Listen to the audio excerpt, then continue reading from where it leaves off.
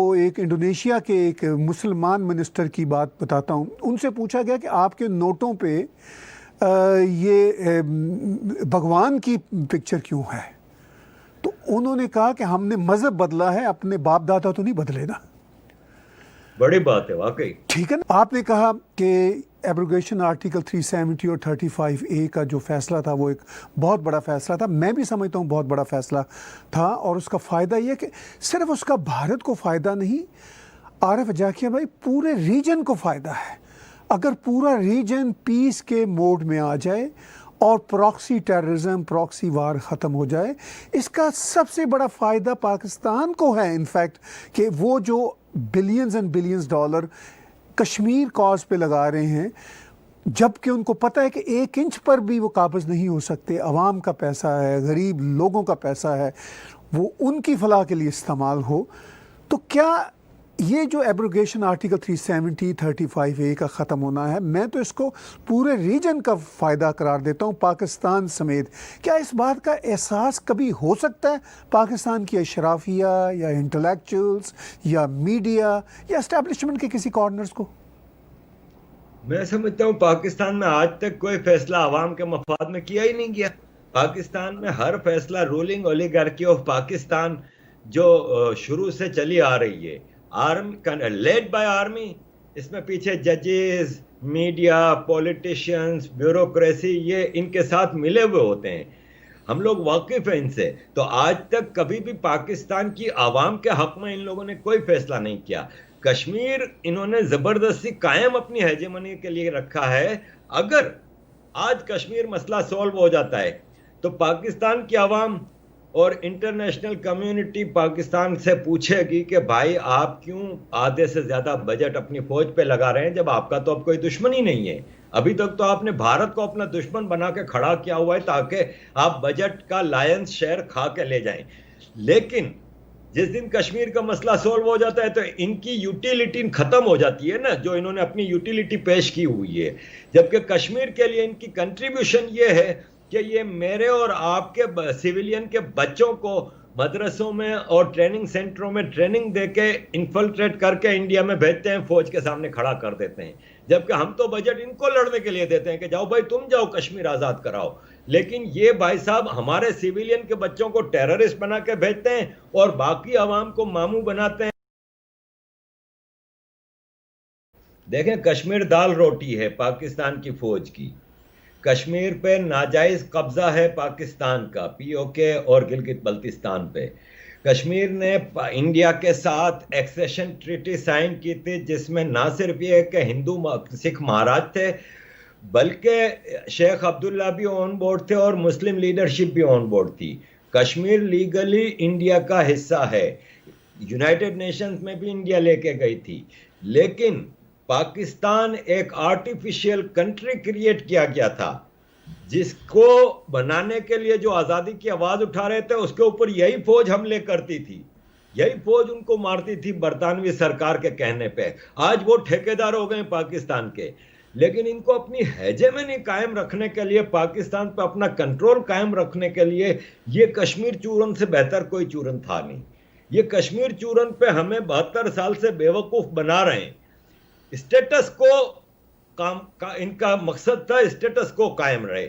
Status کو دال روٹی ہے پاکستان کی فوج کی، فوجی اسٹیبلشمنٹ کی، فوجی بیوروکریسی کی، جو پوری دنیا میں کشمیر کے نام پہ بلینز آف ڈالر لگاتے ہیں، ملینز نہیں بلینز آف ڈالر لگاتے ہیں. یہ ایک مہینے کے دورے پہ جب ان کے ڈیلیگیشن آتے ہیں کشمیر کے نام پہ دنیا میں ایک فیک مہم چلانے کے لیے تو ملینز آف ڈالر تو جنیوا میں ہر 3 مہینے بعد لگا دیتے ہیں. یہ ان کی دال روٹی ہے فوج کی اور فوج کی بی ٹیم جو کہ بیوروکریسی پولیٹیشینز ان کی. کشمیر یہ بائی فورس تو لے نہیں سکتے کیونکہ پنجابی فوج کا ریکارڈ رہا ہے، آج سے نہیں 200 سال سے، جب سے ان کو مارشل ریسٹ ڈکلیئر کیا ہے تب سے ان کا ریکارڈ رہا ہے کہ یہ صرف نہتوں کے سامنے حملہ کر سکتے ہیں.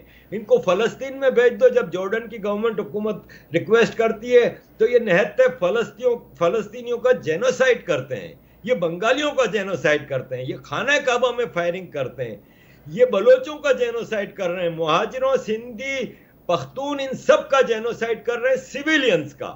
لیکن جب ایک پروفیشنل آرمی انڈیا ان کے سامنے آتی ہے تو یہ 65 میں بھی ہار کے جاتے ہیں، بمشکل لاہور بچا پاتے ہیں، اور 71 میں تو ان کے ساتھ جو ہوا ہے، اگر کوئی غیرت مند قوم ہوتی تو اپنی فوج کو خود ہی لٹکا دیتی، لیکن ان کو پھولوں کے ساتھ استقبال کیا گیا. جب یہ 2 سال بھارت کے پرزنر آف وار کیمپ میں بدترین دن گزارنے کے بعد واپس آئے تو ان کا ہار سے استقبال کیا گیا. ہسٹری میں ایسا نہیں ہوا. ہسٹری میں ہارنے والی فوج جب واپس اپنے ملک آتی ہے تو عوام جوتے لگاتی ہے، لیکن اس فوج کو ہار پہنایا گیا، کیونکہ بات وہی ہے کہ یہ غلام فوج ہے جنہوں نے پاکستان بنایا ان کی، اور کشمیر کے نام پہ قبضہ جاری و ساری رکھ رہے ہیں. بھارت کے لیڈر شری نریندر مودی جی نے جو ہسٹورک ڈیسیجن لاسٹ 5 اگست کو لیا ہے، نتھنگ بیٹر دین دس فور کشمیر، کیونکہ کشمیر کی ٹوٹل ڈیولپمنٹ رکی ہوئی تھی صرف اس بنیاد پہ کہ بھارت میں اس کے اوپر آرٹیکل 370 لاگو تھا. لیکن اب بھارت کی لیڈرشپ بھی ایک نئی تبدیلی لا رہی ہے، اور مجھے یقین ہے کہ اسی نریندر مودی کے پیریڈ ٹینیور کے اندر ہی پورا کشمیر بھارت کے پاس چلا جائے گا.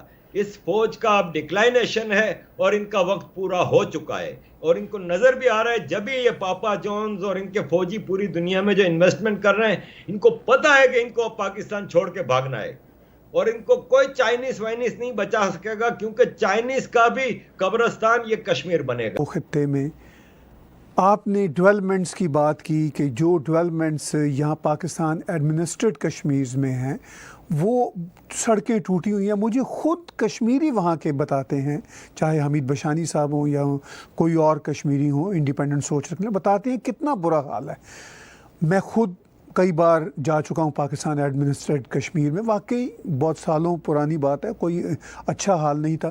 جبکہ بھارت کی طرف کا جو کشمیر ہے، جو زیادہ بڑی پاپولیشن بھی ہے، جس کا رقبہ بھی بڑا ہے، وہاں میڈیکل کالج بن رہے ہیں، اسکول بن رہے ہیں. کووڈ-19 کے اس زمانے میں دیکھیے کس قدر فیسلٹیز ہیں جموں کشمیر ٹیریٹری میں، لداخ میں. پاکستانی سائڈ کے کشمیر والے تو کہتے ہیں کہ ان کے پاس ہاسپٹلس میں 3 یا 4 وینٹیلیٹرز ہیں. تو اس ساری صورتحال میں آپ خود کہہ رہے ہیں کہ وہ بیچارے پاکستان کے سائڈ والے جو کشمیری ہیں وہ تو یہ دعا مانگ رہے ہیں کہ کسی طرح سے ہم اسی کشمیر کا حصہ بن جائیں جو یونین ٹیریٹریز کی صورت میں بھارت میں اب ایک نئے نقشے کے ساتھ سامنے آیا ہے. تو اس بات کا امکان کتنا نظر آتا ہے آپ کو؟ دیکھیں، امکان تو نظر آ رہا ہے، اور مجھے سیریسنس بھی نظر آ رہی ہے انڈین لیڈرشپ کی طرف سے. ایک تو ہوتا ہے کہ ہر آدمی اٹھ کے بیان دے دے، جیسے پاکستان میں دے دیے جاتے ہیں کہ ہم لال قلعے پہ جھنڈا لگا دیں گے. یہاں پہ آپ کو بی جے پی کی مین جو لیڈرشپ ہے اس کی طرف سے کبھی کوئی ایسا بے وقوفی کا بیان وغیرہ نہیں ملے گا. وہ جو پنجابی میں کہتے ہیں نا بڑک مارنا، تو وہ بڑک اور یہ چھوٹے لیول سے تو لوگ کوئی بھی کر لیں، لیکن مین لیڈرشپ جو ہے وہ اس طرح کے بیانات نہیں دیتی. دیکھیں، انڈیا کے بھی کئی ایشوز ہیں. انڈیا بھی ایک طرح سے یہ 2014 میں جا کے آزاد ہوا ہے، ورنہ 2014 تک ایک اپیزمنٹ کی پالیسی چل رہی تھی، اور ایک ایسی گورنمنٹ چل رہی تھی جس نے بھی انڈیا کی چیزوں کو سیریسلی نہیں کیا. اب یہ گورنمنٹ انٹرنلی بھی بہت ساری چیزیں کر رہی ہے، جیسے کہ ایودھیا کا تھا، ٹرپل طلاق کا مسئلہ تھا، ابھی یہ جو انہوں نے نئی ایجوکیشن پالیسی دی ہے، تو ان کے انٹرنل ایشوز میں بھی یہ لوگ ہیں. اوپر سے کورونا آ گیا تو اس کی وجہ سے کچھ چیزیں ڈیلے ہوئی ہیں. لیکن میں سمجھتا ہوں کہ انڈین لیڈرشپ نے ایک چیز کا فیصلہ کر لیا ہے کہ یہ اپنا مقبوضہ علاقہ، چاہے وہ اقصائی چین ہے، چاہے وہ POK ہے یا گلگت بلتستان ہے، یہ واپس حاصل ضرور کریں گے. اصل جو امپورٹنٹ مسئلہ ہے وہ یہ ہے کہ جو کشمیری ہیں وہ سمجھتے ہیں کہ ان کا فیوچر بھارت کے ساتھ ہے اور وہ بھارت کا حصہ ہیں. بڑی اہم بات ہے کہ کشمیر جو ہے بنیادی طور پر وہ بھارت کا ہی ہمیشہ سے حصہ رہا. اور اس کے علاوہ جو ایک امپورٹنٹ بات یہ ہے کہ جو وہاں پر مسلم بیک گراؤنڈ کی طرح، آپ کی طرح، میری طرح کے لوگ ہیں، ہم سب مسلم فیتھ کے اعتبار سے ہیں. ہم سب بھارتی ہیں. آپ نے پیچھے اپنی شناخت بتائی کہ آپ بھارتی سمجھتے ہیں. میں بھی مجھ سے کو پوچھتا تم کون ہو تو میں کہتا ہوں I am a Canadian Punjabi of Indian heritage born in Pakistan. چونکہ اس وقت ہر شخص دنیا میں کئی آئی ڈی ساتھ لے کر چلتا ہے. آپ یورپ میں رہتے ہیں, کسی کوئی جرمن ملے گا وہ کہے گا کہ I am Catholic German and European as well. تو ایک ہی وقت میں بہت ساری آئی ڈیز ہوتی ہیں, لیکن کوئی جرمن یہ کہے کہ وہ یورپین نہیں ہے تو وہ جھوٹ بولے گا نا اپنے بارے میں. اسی طرح کوئی بنگالی, کوئی پاکستانی, شری لنکن, ایون نیپالی یہ کہے کہ وہ بھارتی نہیں ہے اپنے اوریجن میں, اپنی ہیریٹیج میں, تو وہ جھوٹ بولے گا. اگر یہ سمجھ آ جائے بات تو یہ تو پھر مسئلہ کشمیر تو رہنا ہی نہیں چاہیے تھا. میں یہاں پہ عارف بھائی وہ ایک انڈونیشیا کے ایک مسلمان منسٹر کی بات بتاتا ہوں. ان سے پوچھا گیا کہ آپ کے نوٹوں پہ یہ بھگوان کی پکچر کیوں ہے, تو انہوں نے کہا کہ ہم نے مذہب بدلا ہے, اپنے باپ دادا تو نہیں بدلے نا. بڑی بات ہے واقعی. ٹھیک ہے نا جی. تو مطلب ہماری اوریجن, ہمارے باپ دادا تو ہمارے بھارتی ہیں. چونکہ ہندو جو ہے وہ سویلائزیشن, وہ صرف مذہب کا نام نہیں ہے, وہ ایک سویلائزیشن کا نام ہے.